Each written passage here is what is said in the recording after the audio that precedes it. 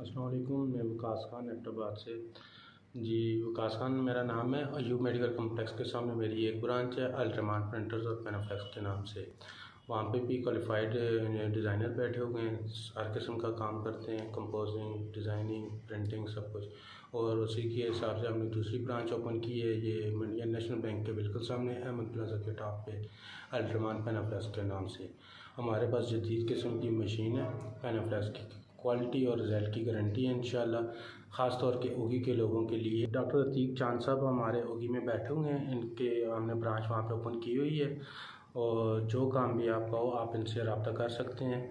ये हमारी branch number 1 का नंबर है 0346957156 और दूसरा नंबर है 0313593881।